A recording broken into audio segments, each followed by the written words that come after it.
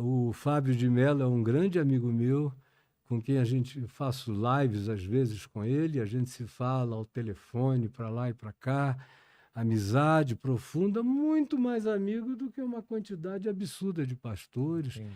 E muito mais comunhão espiritual, de consciência. Quer dizer, eu não tenho problemas com o que outras ele crê, eu não denominações, creio, nada disso. Claro. Então, é uma longa história, talvez seja uma das mais longas histórias da humanidade, com as suas reentrâncias e Como que labirintos e do coisas assim. protestantismo surgiram as igrejas que a gente vê do pentecostal, neopentecostal?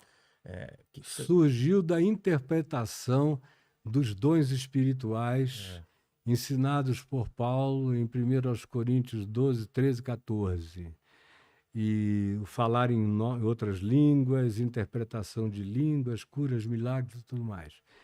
Porque todas as vezes que o cristianismo, eu não estou falando da igreja do evangelho que acabou no início do quarto século, pós-Constantino, toda vez que o cristianismo tentou praticar os dons espirituais aos quais Paulo aludiu, e as práticas de Jesus, acabou em confusão. Foi tanta confusão porque não tinha mais uma leitura objetiva com uma interpretação que se baseasse numa hermenêutica mínima de bom senso. O que é hermenêutica? É a arte de interpretar. Ah, tá. Uma arte de interpretar baseada em conhecimento histórico e em bom senso, tendo Jesus como referência. No pentecostalismo, tudo fica na subjetividade. Então, cara, é a zona. Para a zona total. Aí, por conclusão, chega um cara lá, aí fala como o Bispo Arnaldo, sabe? O Bispo Arnaldo aí do YouTube. Teve aqui semana passada. Aqui? Não é mais bispo, agora ele é apóstolo. Ele é apóstolo, ele é meu amigão, né? E se ele chegar a 1 milhão, que deve estar chegando, vai ser. Falou que vai virar semideus. Vice-Deus. Vice-Deus, O Arnaldo é meu demais, companheirão, cara. Né? Nós somos. Ele era ateu, ele dizia que era ateu. Eu digo que é ateu. Ele falou do Caio Fábio, né? Falou aqui. Isso é ateu, coisa. Não, ele não é ateu, não. Aí depois ele começou, Caio, eu tô crendo no teu Deus. Aí depois. Aí agora ele sofre quando ele vê esse negócio sendo feito desse jeito. A gente falou muito sobre isso aqui. E aí. O Arnaldo, aquelas línguas que ele fala, que ele inventa. Como que é que ele ensinou? Cântaros, ele ensinou como que começa. Aí, conclusão, você, sendo do meio, você vê que as línguas dessas pessoas geralmente é a língua do pastor e da mulher do pastor. Você vê que não tem nada sobrenatural, é um iásige de língua estranha. Na Bíblia, quando fala sobre a língua, é que cada um entendia na sua própria língua natal. Parece que o apóstolo, o mensageiro estava falando uma língua e cada um entendia na sua própria língua. Atos 2. Cada um entendendo. E essa era a perplexidade. Como eles falam em outras línguas. Seja, tinha uma função. E nós entendemos nas nossas línguas maternas. O princípio era a evangelização. Era o Pentecoste carregando a mensagem de que aquela palavra do Evangelho era para ser anunciada na terra inteira. Agora, Paulo diz, eu prefiro falar 3 palavras com a minha razão do que 10.000 palavras numa língua estranha, numas algaravias estáticas, porque ele diz que não servia para edificar a comunidade. Ninguém entendia. Ele diz... Isso tem a finalidade, ele não usa a palavra terapêutica, mas é terapêutica. Ele está dizendo, isso apenas edifica aquele que ora sozinho, em si mesmo, porque era uma espécie de orgasmo do espírito, ou de gemido do espírito. Era uma transcendência que ia para além dos códigos linguísticos. Era o gemido de angústia ou era uma adoração orgásmica, espiritualmente, diante de Deus, aquela alegria de ser de Deus.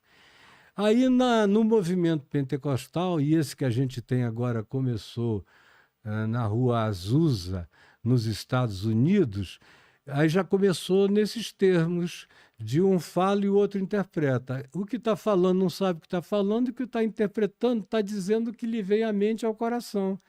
Aí, cara, você ouve cada conselho maluco, cada coisa estapafúrdia. O que Jesus disse, às vezes, é desdito nessas profecias, de modo que, sinceramente, se me perguntar, você crê no dom de profecias? Eu creio. Eu creio também em paranormalidade, eu creio em OVNI eu já vi 2 vezes, e insofismavelmente eu não vi só. Eu vi com testemunhas e vi da outra vez com uma cidade inteira. Todo mundo parado olhando para cima. Meu Deus, cara, eu acho que eu ia pirar se fosse uma coisa dessa. Então, eu vi, não li. Não é te contar. Não. Aí, conclusão. Quando o pentecostalismo foi crescendo, ele foi crescendo com gosto para todos os paladares.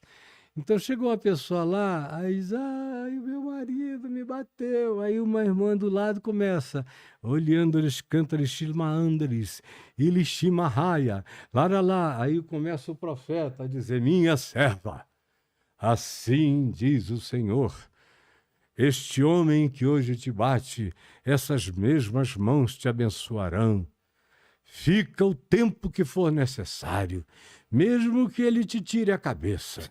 Fica, minha serva, persevera, porque o Senhor vai te honrar. Aí a mulher, glória a Deus, fica mais 20 anos apanhando, para não desobedecer a Deus, enquanto Paulo diz em 1 Coríntios 7, se você está casada com um homem que não crê como você crê, e ele te trata bem, fica com ele. Mas se ele não crê como você crê e te trata mal, deixa-o logo. Caramba. Está lá dito na Escritura por Paulo. Mas nesse meio, qualquer coisa pode se transformar num anti-evangelho dito em nome do Senhor. Então, o pentecostalismo, aonde chegou, gerou confusão.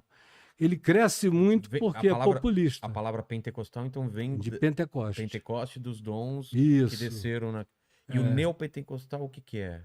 O neopentecostal? O neo é o pentecostal que já não tem os pudores do pentecostalismo primordialmente representado pelas Assembleias de Deus, que parecem assim, às vezes, pareciam. Hoje em dia não, a coisa lá ficou maluca, quase que geral no todo. Mas no passado, eu me lembro do tempo em que eu convidava pastores pentecostais para irem pregar na minha igreja presbiteriana, porque eles iriam pregar evangelho. Sim. E eram homens sóbrios, falavam inglês, estudavam, gostavam de se aculturar, era outro departamento. E eles pareciam presbiterianos que se permitiam, com ordem, falar em línguas do templo, mas não podia ser mais do que 2 ou 3. E se não houvesse interpretação condigna à luz do Evangelho, ninguém podia abrir a boca, porque o pastor tinha autoridade para dizer, irmão, calma, silencie, por favor. E eu vi muitas vezes pastores pentecostais calarem os profetas inconvenientes. De repente, o cara começou a falar qualquer coisa. Qualquer bobagem. O cara conhecia o Novo Testamento, sabia que ele estava dando um chute fora. E dizia, não. Chamava a pessoa da questão e dizia, olha, o tratamento é esse. Mas não vai além disso. Os neopentecostais querem saber só de dinheiro, teologia da prosperidade, as novenas, as campanhas, é dinheiro. Tudo dinheiro. Encontram base onde? No Antigo Testamento para corroborar isso? Você vê que eles só pregam sobre a prosperidade de Abraão, que se fosse hoje em dia era um pobrezinho, que a gente ia ficar com pena dele, era um beduíno que tinha lá algumas coisas, mas para a antiguidade ele era um ermitão rico. A prosperidade de Abraão, a prosperidade de Salomão, eles só vão no Velho Testamento. A trombeta de Josué, que vai derrubar as muralhas do seu insucesso.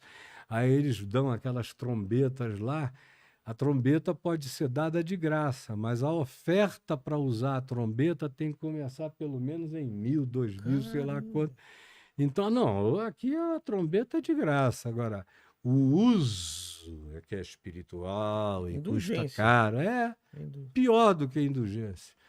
E aí vai. E outra coisa, pior do que a indulgência, porque eles não creem mais em pecado. Ah, não? Não, pecado é coisa de crente antigo.